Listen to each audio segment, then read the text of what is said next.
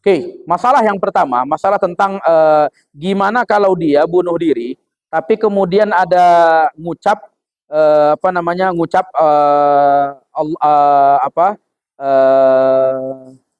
la ilaha illallah ya. Dah, ini begini. Ada satu hadis menarik, dah, tentang masalah ini. Riwayatnya dalam riwayatnya dalam Sahih Muslim. Yang riwayatkan ini Sayyidina Jabir. Anna Tufail bin Amir Ad-Dausi atan Nabiya sallallahu alaihi wasallam. Ada satu sahabat datang kepada Nabi. Faqala ya Rasulullah, halaka fi hisnin hasin wa man'ah? Qala hisnun kana li Daus fa abadzalika Nabi sallam terus faqata'a barami jimah fasyakhabat yadahu hatta mata. Satu orang curhat ke Nabi, ya Rasulullah. Ada satu orang kemarin ku tengok waktu hijrah.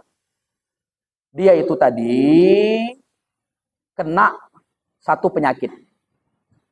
Lalu gara-gara penyakitnya itu, tak tahan dia merasakan penyakitnya itu, ambeknya ujung tombak, maka dia nggak, sebenarnya kalau itu bukan bunuh diri.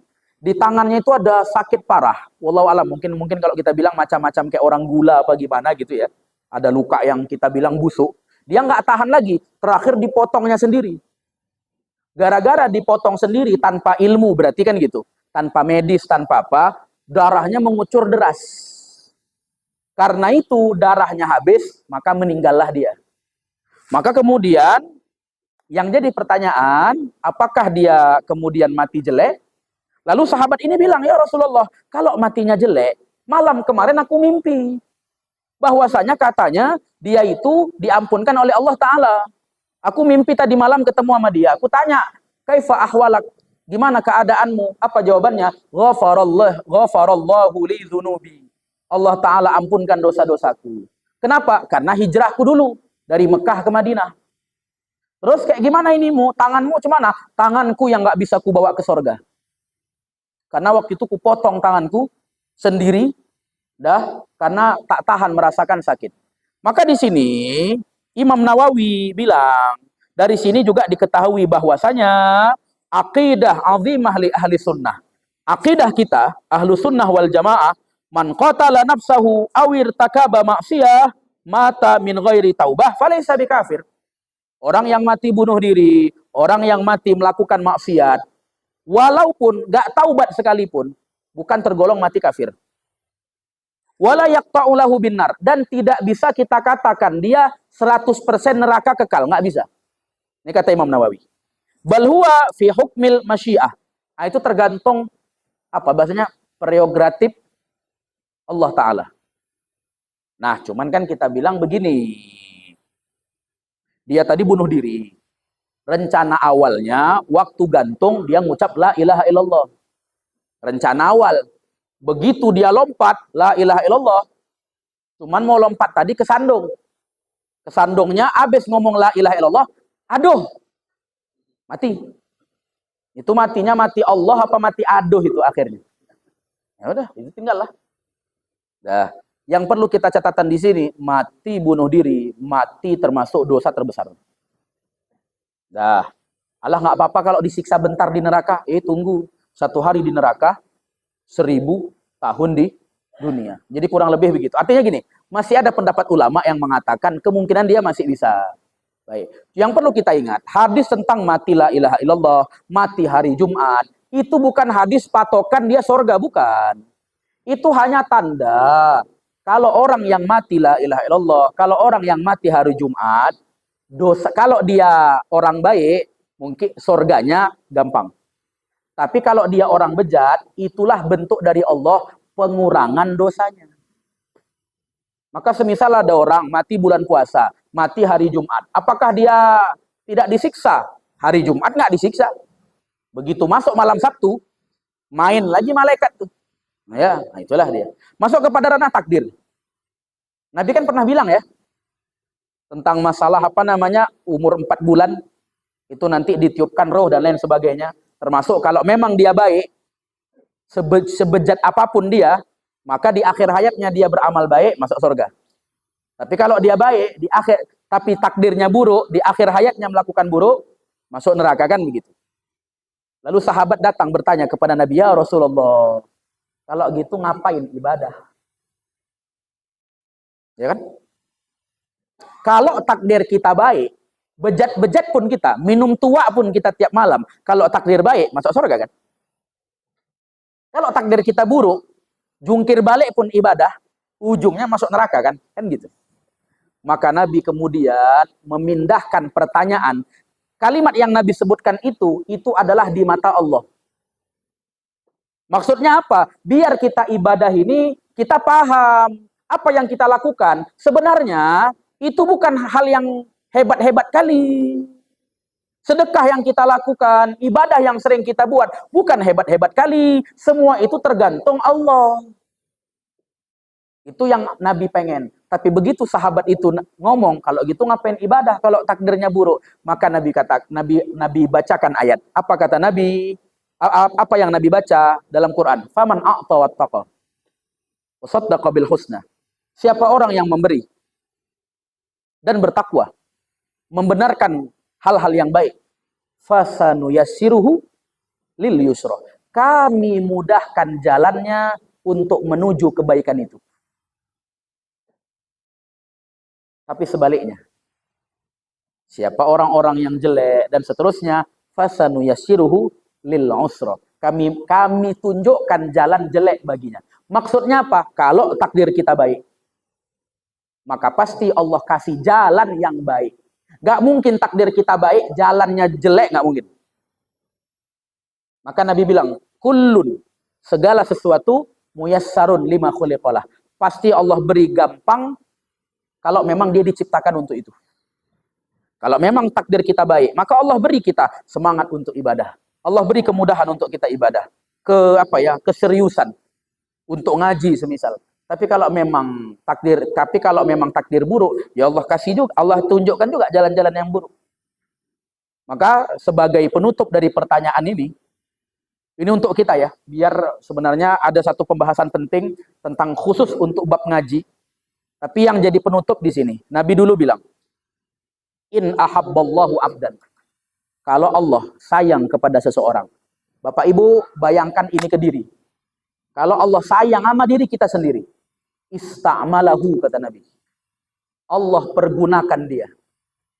Sahabat nanya, ya Rasulullah, maksudnya dia dipergunakan itu apa maksudnya? Nabi bilang, yuwaffiquhu li'amalin salih qabla mautih. Allah tunjukkan dia ke jalan baik sebelum dia wafat. Pikirkan itu. Nggak apa-apa, aku kan masih muda, bejat-bejat dulu nggak apa-apa. Nanti mau mati baru aku tobat. Pertanyaannya, siapa yang jamin besok hidup? Maka setiap kebaikan ambil.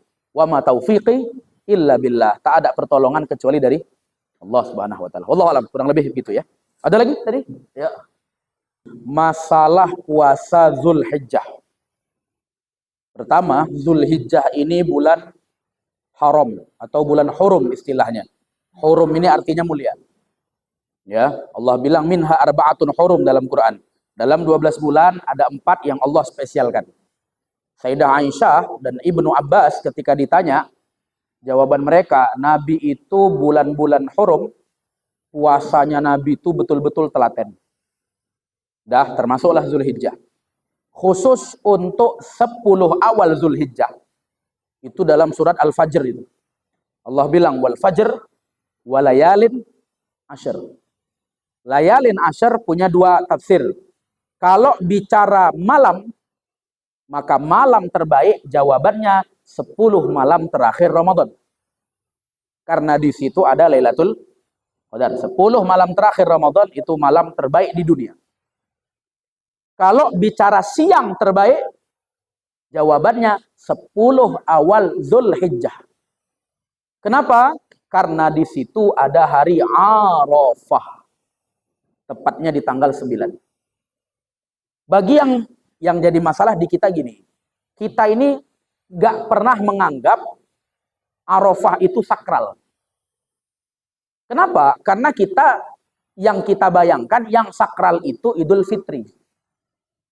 Harusnya yang justru kita sakralkan Idul Adha. Kenapa? Idul Adha itu sebelum Nabi lahir udah ada syariatnya. untuk Nabi Ibrahim. Ratusan tahun sebelum Nabi lahir. Adapun Ramadan, syariatnya tahun kedua Nabi hijrah. Usia Nabi sekitar 54, baru ada tentang puasa Ramadan, baru ada zakat dan Idul Fitri baru. Tapi untuk Idul Adha, wah lamanya luar biasa.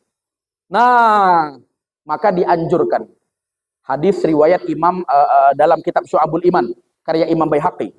Di situ disebut, puasanya kalau bisa tanggal 1 sampai tanggal 9.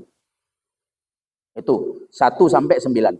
Kalau nggak bisa 9 hari itu, minimalnya 8 dan 9. Tanggal 8, 9. Tanggal 8 Tarwiyah. Kalau nggak salah itu hari Senin kemarin tuh kan. Karena kan Rabu Idul Adha. Tanggal 8-nya Senin, Tarwiyah. Yang kedua, tanggal 9 namanya Arafah. Kalaupun nggak bisa dua-dua ini puasa, minimal Arafah jangan tinggal. Hari Selasa kemarin itu, tanggal 9. Kenapa? Karena hadis sahih riwayat Imam Muslim. Kata Nabi, man shoma yauma Arafah, siapa yang puasa hari Arafah, Allah Ta'ala ampunkan dosanya sanatan qablahu, setahun yang lalu, wa sanatan ma ba'dah, dan 1 tahun setelahnya. Itu hadis sahih. Yang ditanyakan tadi itu hadis sahih. Lalu kalau kita pikir, enak kali dong. Kalau kayak gitu ngapain nanti Ramadan puasa? Udah diampunkan dosa. Ingat, ini bonus. Ini bonus. Maka bonus bisa aja terbang menguap sendiri. Kalau kita nggak pandai menjaganya. Maka bonus yang udah Allah beri, pertahankan. Ramadan itu adalah ujian. Bukan berarti dia anak kepala sekolah, lantas nggak perlu ujian. Oh, tetap juga ujian. Maka Ramadan itu jangan cerita pahala, karena itu ujian. Seorang nabi pun tetap puasa. Tapi kalau untuk puasa sunnah, yang besar pahalanya, Allah beri bonus bagi siapa yang mau. Maka kalau Bapak Ibu tak bisa untuk puasa, cari yang puasa, cari orang puasa, kasih makanan. Namun kadang kita kalau ngasih 5.000 ke orang yang puasa, kadang kita kayak merasa malu. Jangan malu. Bapak Ibu cuma bisa ngasih buah, kasih dia buah. Bapak Ibu mau ngasih mentahannya 10.000, kasih dia. Ngasih nasi, kasih. Bahkan Nabi dulu bilang, untuk memberi apa? Marakuha, kuah. Karena kan zaman sahabat dulu kan susah makan dan minum. Maka ada yang cuma bisa ngasih kuah. Kata Nabi, kasihkan kuah itu. Nggak apa-apa. Nah, penutup, menariknya, saya pengen sampaikan begini. Jangan cuma puasa yang kita pikirkan. Ada satu yang lebih penting lagi. Takbir. Takbir Idul Adha berbeda dengan takbir Idul Fitri. Takbir Idul Adha 5 hari. Tanggal 9, 10, 11, 12, 13. 9 Arafah, 10 Idul Adha, 11, 12, 13 Tasyrik. 5 hari. Jadi dari hari Selasa, 1 hari sebelum Idul Adha kemarin itu, subuh harusnya udah takbir. Cuman pertanyaannya, kalau musola masjid kita bikin takbiran, habis sholat subuh, gempar apa enggak? Nah, ini jadi PR. Karena perkara sunnah, kalau jarang diamalkan, tabu di masyarakat. Nah, ini perlu. Cuman ya nantilah, tahun-tahun depan aja baru nanti ini. Wallahualam. Ya, bisa? Ya, jangan. Bisa. Ada 3 cucu Nabi dalam riwayat ya, mengganggu Nabi ketika sholat. 1, Umamah. Umamah ini cucu Nabi dari Sayyidah Zainab. Nabi punya anak perempuan namanya Zainab. Nikah dengan Abul As bin Rabi', lahir Umamah. Yang kedua, Hasan dan Husain. Itu maksudnya ada 3 cucu Nabi dalam yang hadisnya kita temukan. Mengganggu Nabi waktu sholat. Mengganggu itu ya naik, turun. Sampai waktu sujud, naik dia di atas. Kemudian Nabi pegang pelan-pelan. Sampai Nabi berdiri dan seterusnya. Dah, maka kan hadis ini menunjukkan, boleh kok sholat diganggu anak-anak. Pertanyaannya 1, itu sholat di rumah. Apa di masjid? Orang kadang baca hadis, cuman nengok terjemah. Nggak baca seluk-beluk. Itu kejadiannya bukan di masjid. Di rumah. Maka kalau sholat di rumah, wajar nggak diganggu? Tapi kan itu hadisnya ada sahabat. Karena rumah Nabi samping masjid. Ini masjid itu rumah Nabi. Pas samping pintu ini rumah Nabi. Gitulah. Makanya sahabat melihat kayak gimana Nabi itu bersama keluarganya. Dah. Jadi lantas kayak gimana? Anak yang perlu kita ingat, masjid bukan tempat main-main. Masjid bukan tempat main-main. Oh, kalau begitu cemana nanti generasi Islam? Kata Muhammad Al-Fatih, kalau anak tidak dibawa ke masjid, anak tak nampak lagi suaranya di masjid, tak terdengar, maka akan runtuh Islam. Anak yang mana yang runtuh itu?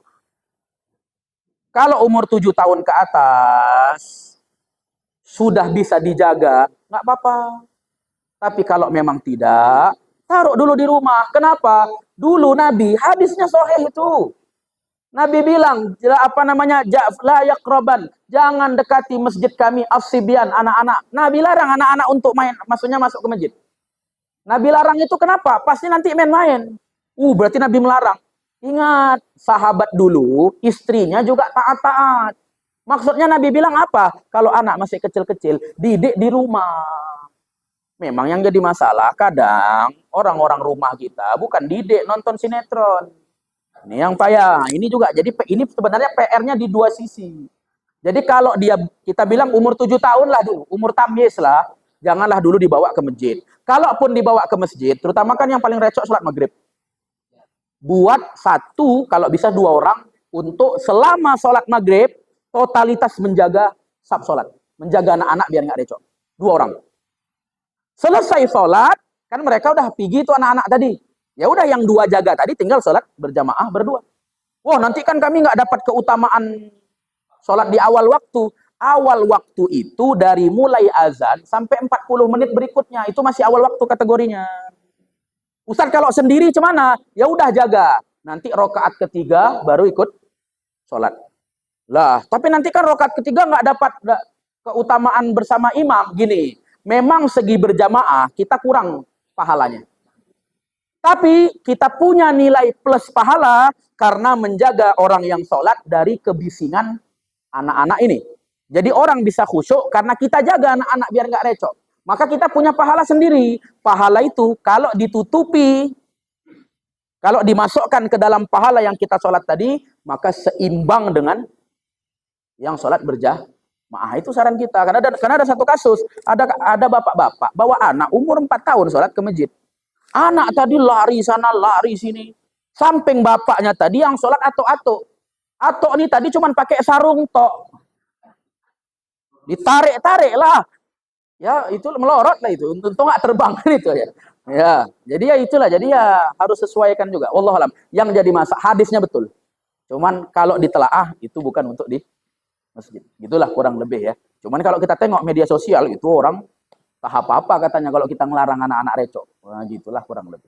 Wallahu alam. Saya rasa moga-moga bermanfaat. Ini berarti kita tutup dengan doa. Moga-moga kajian kita pada pagi hari ini menambahkan iman kita, menaikkan iman kita sebagaimana naiknya harga Pertamax, naik itu juga iman kita ya.